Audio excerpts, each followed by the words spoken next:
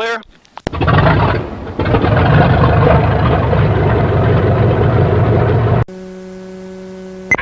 Oroville Municipal Airport, Oroville, California. Oroville traffic, light port low wing, taking off runway 20 from the golf course taxiway.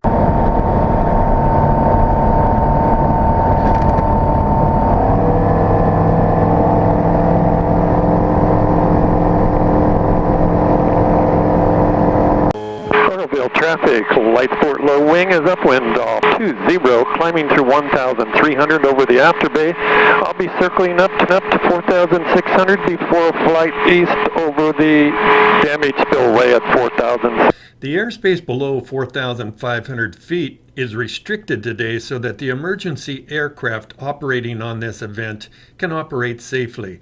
So we'll be staying at 4,600 or above.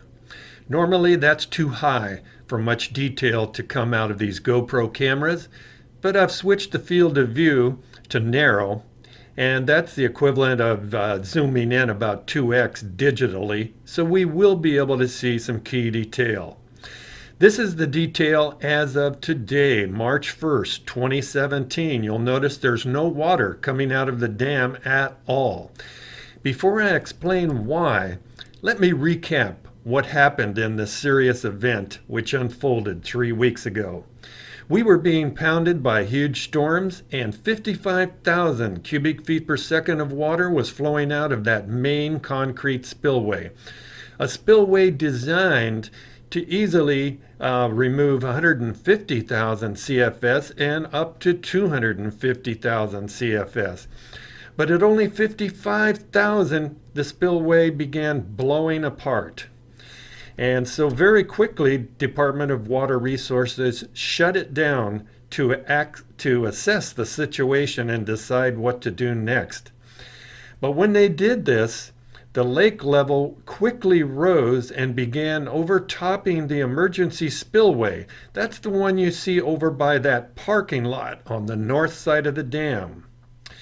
This emergency spillway had never been used in 48 years, but it was supposedly designed to handle 250,000 cubic feet per second. But at just 12,500 CFS flowing over that emergency spillway, erosion began occurring at the foot of it and threatened to topple that spillway, sending a 30-foot tidal wave down the river channel. At that point, the only option was to open up that damaged concrete spillway and pour out 100,000 cubic feet per second for many days. And what you see there now is the erosion, an actual canyon that has been eroded out of the hillside from that huge flow coming down the broken spillway. Right now, all the water has been shut off. The reason for this is that there is an estimated 1 million cubic yards of debris, rock, concrete, soil, trees, stacked up at the bottom of that dam, and it's preventing the operation of the power plant and 2 drain valves at the bottom of the dam. So there is a hurried and frantic action by hundreds of workers right now trying to remove all of this debris at the base of the dam so that the power plant can be restarted. And this, friends, is a view of what happens when a mega dam, which has been apparently poorly designed and operated and maintained for many decades, finally goes rogue. And it's going to get real interesting in the next 2 or 3 months as a snowpack begins melting and coming down the hill.